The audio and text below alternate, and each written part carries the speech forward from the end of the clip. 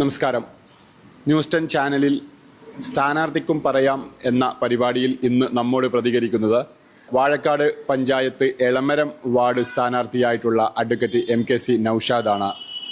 മുൻ വാഴക്കാട് ഗ്രാമപഞ്ചായത്ത് മെമ്പർ, അതോടൊപ്പം തന്നെ വാഴക്കാട് ഗ്രാമപഞ്ചായത്ത് പ്രസിഡന്റ് കൂടിയായ അഡ്വക്കേറ്റ് MKC നൌഷാദ് തൻ്റെ കുറഞ്ഞ കാലം കൊണ്ട് പ്രസിഡന്റ് കാലാവധിയിൽ വളരെ വലിയ വികസനം വാഴക്കാടിൻ്റെ മണ്ണിൽ അദ്ദേഹം കാഴ്ചവെച്ചിട്ടുണ്ട്.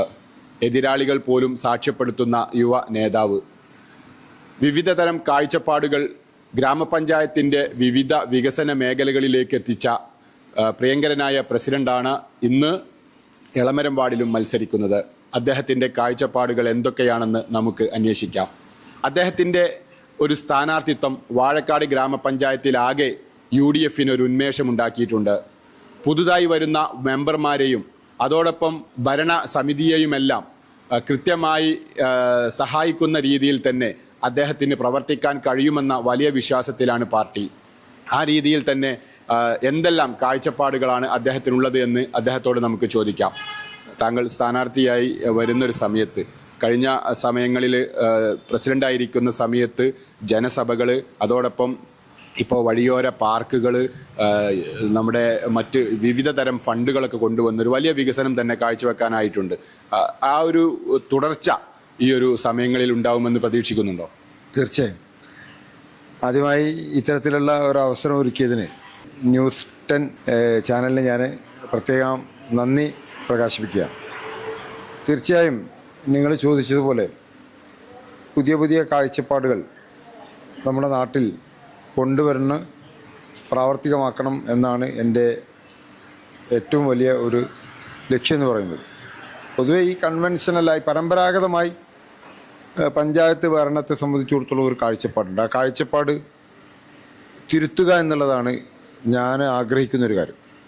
നമ്മൾ ഈ തദ്ദേശ സ്ഥാപനങ്ങൾക്ക് വിവിധ ഏജൻസികളിൽ നിന്ന് ലഭിക്കുന്ന ഫണ്ടുകൾ അത് ചെലവഴിക്കാൻ ഉതകുന്ന വിധത്തിലുള്ള പദ്ധതികൾ ആസൂത്രണം ചെയ്ത് അത് നടപ്പിലാക്കുന്ന ഒരു കേവലം ഭരണ സംവിധാനം എന്ന നിലയിൽ നിന്ന് മാറി ഒരു നാട്ടിലെ ജനങ്ങളെ ഒന്നടങ്കം പരിവർത്തനത്തിൻ്റെ പാതയിലേക്ക് കൊണ്ടുവരാൻ ഒരു ഭരണസമിതിക്ക് കഴിയണം. അപ്പോഴേ നാട്ടിൽ വലിയ മാറ്റങ്ങൾ ഉണ്ടാവുകയുള്ളൂ. ആ ലക്ഷ്യം വെച്ചുകൊണ്ടാണ് ഞാൻ നേരത്തെ ഭരണസമിതി അംഗം എന്നുള്ള നിലയിൽ പഞ്ചായത്ത് പ്രസിഡന്റ് പദവിയിൽ ഇരുന്ന സമയത്തൊക്കെ മറ്റു പഞ്ചായത്തുകളിൽ നിന്ന് വ്യത്യസ്തമായ ചില കാര്യങ്ങൾ നമ്മുടെ പഞ്ചായത്തിൽ നടപ്പിലാക്കാൻ ശ്രമിച്ചിട്ടുണ്ട്, സാധ്യമാകുകയും ചെയ്തിട്ടുണ്ട്. അതിൻ്റെ ഗുണം പഞ്ചായത്തിൽ ഒന്നാകെ കാണാനും കഴിയുന്നതാണ്. അപ്പോൾ നമ്മുടെ ഈ സർക്കാർ ഫണ്ടിൽ മാത്രം ഡിപ്പെൻഡ് ചെയ്തുകൊണ്ട് പോകുന്നതിനപ്പുറം നാടിൻ്റെ വികസനം എല്ലാവരും ആഗ്രഹിക്കുന്നൊരു കാര്യം. ആ ആഗ്രഹമുള്ള എല്ലാവരെയും ചേർത്ത് പിടിക്കുക എന്നുള്ളതാണ് ഒരു പ്രാദേശിക സർക്കാർ എന്നുള്ള നിലക്ക്, പ്രാദേശിക ഗവൺമെൻറ് എന്നുള്ള നിലക്ക് പഞ്ചായത്തിൻ്റെ ബാധ്യത, ഉത്തരവാദിത്വം. നിലവിൽ സർക്കാർ ഫണ്ട് ലഭ്യമാകുന്ന, അഥവാ സംസ്ഥാന സർക്കാർ നൽകുന്ന അല്ലെങ്കിൽ മറ്റിതര സർക്കാർ ഫണ്ടുകൾ ലഭ്യമാകുന്നത് ചെലവഴിക്കാൻ സത്യത്തിൽ ഒരു പഞ്ചായത്ത് സെക്രട്ടറിയും അതിന് കുറച്ച് സ്റ്റാഫുകളും മതി. അതിൻ്റെ അപ്പുറത്തേക്കുള്ള ഒരു കാഴ്ചപ്പാടാണ് താങ്കൾ ഉദ്ദേശിക്കുന്നത്? തീർച്ചയായിട്ടും. താങ്കൾ സൂചിപ്പിച്ചതുപോലെ പഞ്ചായത്ത് ഭരണ സംവിധാനം എന്നുള്ള നിലയ്ക്ക് അതിന് പ്ലാൻ ഫണ്ട്, ആസൂത്രണ പദ്ധതി നിർവഹണത്തിൻ്റെ ഭാഗമായി ലഭിക്കുന്ന പ്ലാൻ ഫണ്ട്, തനത് ഫണ്ട്, അതുപോലെ തന്നെ CSR ഫണ്ട്, പിന്നെ മെയിൻ്റനൻസ് ഗ്രാൻഡ്, ഇങ്ങനെ തുടങ്ങിയിട്ട് ലഭിക്കുന്ന എല്ലാ പഞ്ചായത്തുകൾക്കും ലഭിക്കുന്ന ഫണ്ടാണ്. നമ്മുടെ പഞ്ചായത്തിന് മാത്രമല്ല. ആ ഫണ്ട് ചെലവാക്കാൻ അവിടെ അതിനൊരു സിസ്റ്റം ഉണ്ട്. അത് ഗ്രാമസഭയാണ്.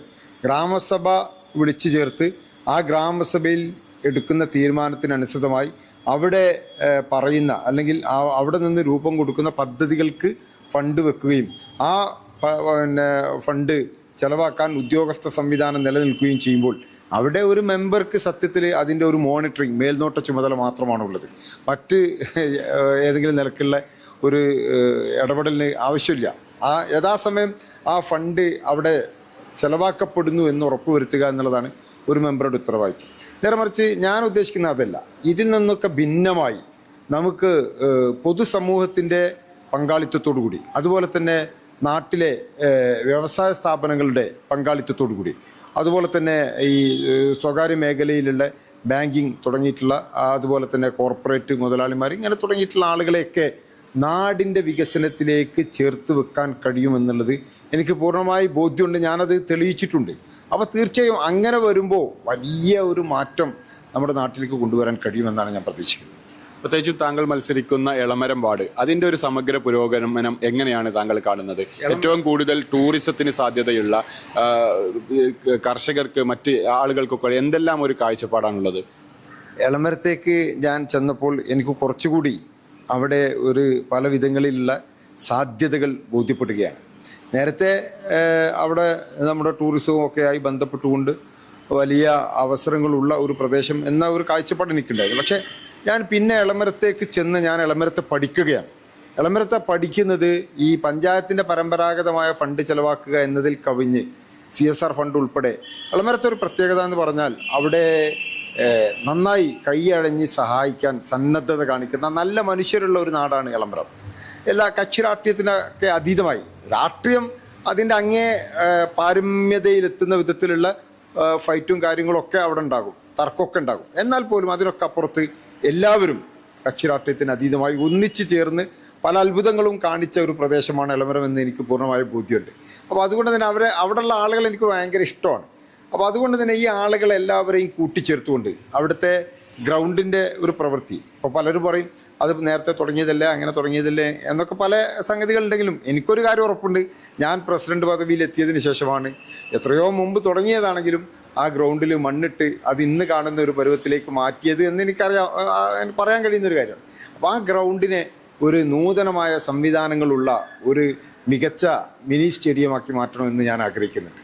അതുപോലെ തന്നെ അവിടുത്തെ ഏറ്റവും വലിയ ഒരു സാധ്യത ഈ പറഞ്ഞതുപോലെ ഈ ടൂറിസം, അവിടെ ഒരു ആമ്പൽപ്പാടങ്ങൾ യഥേഷ്ടം. ഞാൻ ഇന്നും അവിടെ എൻ്റെ പ്രചരണത്തിൻ്റെ ഭാഗമായി കടന്നു പോകുമ്പം ഒരുപാട് കുട്ടികൾ വന്ന് ആ ആമ്പൽപ്പാടങ്ങൾ സന്ദർശിക്കുന്ന ഒരു കാഴ്ച കാണാൻ ഇടവന്നിട്ടുള്ള ഒരാളാണ്. തീർച്ചയായിട്ടും ആമ്പൽപ്പാടങ്ങളും അതുപോലെ തന്നെ നമ്മുടെ പഞ്ചായത്തിലെ ഏറ്റവും നൂതനമായ കാർഷിക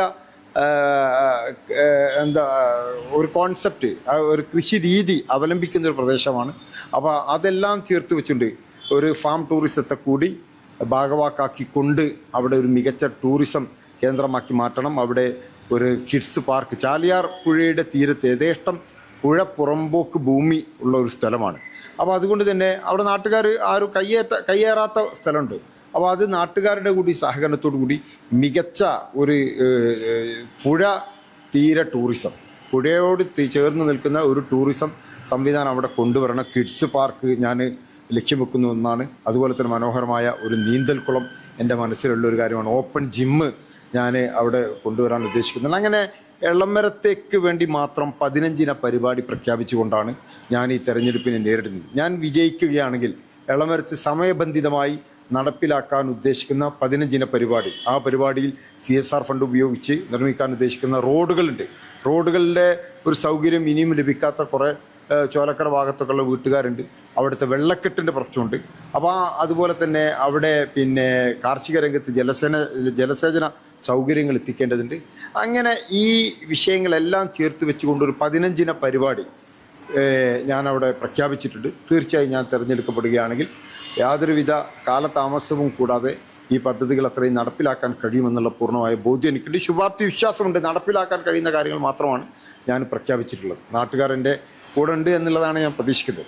ഓക്കെ, താങ്കളുടെ ഒരു സ്ഥാനാർത്ഥിത്വം സത്യത്തിൽ പുതുതായിട്ട് UDF തെരഞ്ഞെടുക്കപ്പെട്ടതിൽ പലരും പുതു മെമ്പർമാരാണ്.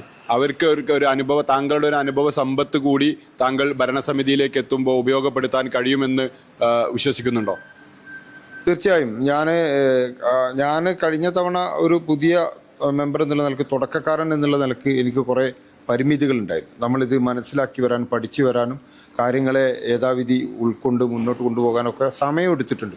പക്ഷേ ഇപ്പോൾ എനിക്ക് അങ്ങനെയില്ല. അപ്പോൾ അതുകൊണ്ട് തന്നെ ആ അനുഭവ സമ്പത്ത് കഴിഞ്ഞ 5 വർഷക്കാലം കൊണ്ട് എനിക്ക് ലഭിച്ചിട്ടുള്ള, ഞാൻ മനസ്സിലാക്കി വെച്ചിട്ടുള്ള കാര്യങ്ങൾ, ആ അനുഭവ സമ്പത്ത് പരിചയം തികച്ചും മുതൽക്കൂട്ടാകും. പുതിയ ഒരു ടീമാണ് വരുന്നത്. അവരോടൊപ്പം ചേർന്നുകൊണ്ട് ഈ പറയപ്പെടുന്ന വിധത്തിലുള്ള ഇപ്പോൾ ജനസഭ പോലെയുള്ള പുതിയ കൺസെപ്റ്റ് നമ്മൾ തുടക്കം കുറിച്ചിട്ടുണ്ട്.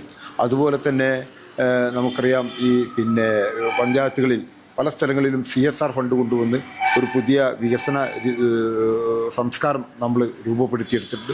ഇതെല്ലാം ചേർത്ത് പിടിച്ചുകൊണ്ട് പുതിയ ഒരു ടീമിനെ മുന്നിൽ നിർത്തിക്കൊണ്ട് നല്ല ഒരു ഭരണം വാഴക്കാട് ഗ്രാമപഞ്ചായത്തിന് വേണ്ടി കാഴ്ചവെക്കാൻ കഴിയുമെന്ന പൂർണ്ണമായ വിശ്വാസം എനിക്കുണ്ട്. എല്ലാവരുടെയും പിന്തുണ ഞാൻ അതിനുവേണ്ടി അഭ്യർത്ഥിക്കുകയാണ്. ഈ ഒരു പഞ്ചായത്ത് പ്രസിഡന്റായിരിക്കുന്ന സമയത്ത് പരിസര പ്രദേശത്ത് പലപ്പോഴും പലവിധ പ്രശ്നങ്ങളാൽ പലവിധ കാരണങ്ങളാൽ നീണ്ടുപോയ പലവിധ വിഷയങ്ങൾ, ചുരുക്കി പറഞ്ഞാൽ ഗ്രൗണ്ടുകളുടെ നിർമ്മാണം, മറ്റ് ചില കാര്യങ്ങളൊക്കെ, അങ്ങനെ തൻ്റെ ഇടത്തോടു കൂടി നിന്ന് അത് എന്തെല്ലാം ആ ഒരു രീതിയിലുള്ള പാർക്കടക്കമുള്ള എന്തെല്ലാം കാര്യങ്ങളാണ് കഴിഞ്ഞൊരു പ്രസിഡന്റ് എന്നുള്ള രീതിയിൽ താങ്കൾക്ക് മേൽനോട്ടം വഹിക്കാൻ കഴിഞ്ഞിട്ടുള്ളത്? നമുക്ക് ഒരു ഇച്ഛാശക്തി ഉണ്ടെങ്കിൽ ഭരണ സംവിധാനത്തിന് മാത്രമല്ല, ഒരു വ്യക്തി എന്നുള്ള നിലയ്ക്ക് ഇത് ചെയ്യണമെന്നുള്ള ഒരു തീർച്ചയിൽ നിന്നുകൊണ്ട് ഇച്ഛാശക്തിയോടുകൂടി ജനങ്ങളുടെ സപ്പോർട്ട് വാങ്ങിയെടുക്കാൻ കഴിഞ്ഞാൽ എല്ലാവരും കക്ഷി രാഷ്ട്രീയത്തിന് അതീതമായി നാട്ടിൽ എന്തെങ്കിലും മാറ്റം ഉണ്ടാകണമെന്ന് ആഗ്രഹിക്കുന്നവരാണ്. അങ്ങനെ ആഗ്രഹിക്കുന്നവർക്ക് അവസരം ഉണ്ടാക്കി കൊടുക്കുക എന്നുള്ളതാണ് ഭരണാധികാരികളുടെ ഉത്തരവാദിത്വം. ആ ഉത്തരവാദിത്വമാണ് ഞാൻ നിർവഹിച്ചത്. ഞാനായിട്ട് ഇവിടെ വലിയ അത്ഭുതമൊന്നും ഉണ്ടാക്കിയിട്ടില്ല. ഞാൻ പല കാര്യങ്ങൾക്കും തുനിഞ്ഞിറങ്ങിയപ്പോൾ എൻ്റെ കൂടെ നിൽക്കാൻ നാട്ടുകാർ ഒന്നടങ്കം തയ്യാറായി എന്നുള്ളതാണ്. എടവണ്ണപ്പാറയിൽ പതിറ്റാണ്ടുകളായി കാത്തിരുന്ന ഗ്രൗണ്ട് എന്നുള്ള സ്വപ്നം യാഥാർത്ഥ്യമാക്കാൻ കഴിഞ്ഞിട്ടുള്ളത് ആ നാട്ടിലെ എല്ലാ രാഷ്ട്രീയക്കാരും ഒരുമിച്ച് നിന്നതുകൊണ്ടാണ്, അല്ലാതെ ഞാൻ മാത്രം വന്നതുകൊണ്ടല്ല. ഞാനും ഉണ്ട് എന്നൊരു ബോധ്യം അവർക്ക് അവരുടെ കൂടെ ഉണ്ടായപ്പോൾ അവരെല്ലാവരും എല്ലാം മറന്ന് കൂടെ നിൽക്കാൻ തയ്യാറായി. അങ്ങനെ ഒരു സംസ്കാരത്തെ, ഇപ്പം പണിക്കരപ്രായ ഗ്രൗണ്ട് അത്ഭുതമാണ്. അവിടെ ആകെ ഒരു വർഷത്തിൽ 3-4 മാസം മാത്രമാണ് കളി നടക്കാറുള്ളത്. ഇപ്പോൾ പണിക്കരപ്രായ ഗ്രൗണ്ടിൽ മഴയായാലും വെയിലായാലും ഒന്നും പ്രശ്നമില്ല, ഏത് സമയത്തും കളി നടക്കാൻ കഴിയുന്ന പരുവത്തിലേക്ക് ആ ഗ്രൗണ്ടിനെ മാറ്റിയെടുക്കുമ്പോൾ എനിക്ക് അവിടുത്തെ പണിക്കരപ്രായയിലെ നാട്ടുകാർ തന്ന ഒരു സപ്പോർട്ടുണ്ട്. അങ്ങനെ ജനകീയ പിന്തുണയാണ് ഏതൊരു കാര്യത്തിന് ഇറങ്ങിത്തിരിക്കുമ്പോഴും നമുക്ക് ഏറ്റവും വലിയ ഒരു പ്രചോദന ബിന്ദുവായി മാറുന്നത്. അതിനൊരു ശുഭാപ്തി വിശ്വാസം, ഏതൊരു കാര്യവും മറികടക്കാൻ, ഏത് പ്രതിസന്ധിയെയും ഏത് പ്രതിബന്ധത്തെയും മറികടക്കാൻ കഴിയുമെന്നുള്ള ആത്മവിശ്വാസം നൽകുന്നത് ജനങ്ങളുടെ സപ്പോർട്ടാണ്. ആ സപ്പോർട്ട് ഉണ്ടെങ്കിൽ ഏത് ഒരു നാടിനെയും ഏറ്റവും മനോഹരമാക്കി മാറ്റിയെടുക്കാൻ കഴിയുമെന്നുള്ള പൂർണ്ണമായ ബോധ്യം എനിക്കുണ്ട്. ഈ സിനിമ ഡയലോഗിലൊക്കെ പറയും പോലെ മുന്നിൽ നയിക്കുന്നവർക്ക് പിന്നിൽ 1000 ശക്തിയായി താങ്കൾ ഉണ്ടാവുന്ന ആ ഒരു പ്രതീക്ഷ കൊടുക്കുന്നതോടുകൂടി 1000 സ്വപ്നങ്ങൾ ഈ വാഴക്കാട് ഗ്രാമപഞ്ചായത്തിന് വേണ്ടി സാധിപ്പിക്കാൻ കഴിയുമെന്ന് തന്നെയാണ്. തീർച്ചയായിട്ടും നിങ്ങളെല്ലാവരുടെയും പൂർണ്ണമായ പിന്തുണയുണ്ടാകണം. തെരഞ്ഞെടുപ്പ് രാഷ്ട്രീയമായ ഒരു പോരാട്ടമാണ്. പോരാട്ടം കഴിഞ്ഞാൽ ജയിക്കും തോൽക്കും. അത് ജയിച്ചു കഴിഞ്ഞാലും തോറ്റു കഴിഞ്ഞാലും നാടിൻ്റെ വികസനം തടസ്സമില്ലാതെ മുന്നോട്ട് പോകണം. അവിടെ പ്രതിപക്ഷമെന്നോ ഭരണപക്ഷമെന്നോ വേർതിരിവില്ലാതെ നമ്മളൊന്നാണ്. നമ്മളെ നാടിൻ്റെ വികസനമാണ് നമ്മുടെ ലക്ഷ്യം. ആ ലക്ഷ്യം സാക്ഷാത്കരിക്കാൻ സാധിക്കട്ടെ എന്ന് ആത്മാർത്ഥമായി പ്രാർത്ഥിക്കുന്നു. വാഴക്കാട് ഗ്രാമപഞ്ചായത്തിൻ്റെ എളമരം വാർഡിലേക്ക് മത്സരിക്കുന്ന UDF സ്ഥാനാർത്ഥി അഡ്വക്കേറ്റ് MKC നൗഷാദ് പഞ്ചായത്തിൻ്റെ സമഗ്രമായ വികസനം UDF ലക്ഷ്യം വെക്കുന്നുണ്ട്. ആ രീതിയിൽ തന്നെ ഒരു വലിയ വിജയം നാട്ടുകാരും UDF അനുകൂലികളും പ്രതീക്ഷിക്കുന്നു. എല്ലാവിധ വിജയാശംസകളും നേരുന്നു. ഉമർ അലി ശിഹാബ്, വാഴക്കാട്. വാർത്തകൾ നേരത്തെ അറിയാൻ ഫേസ്ബുക്ക് പേജ് ലൈക്ക് ചെയ്യൂ, ചാനൽ സബ്സ്ക്രൈബ് ചെയ്യൂ.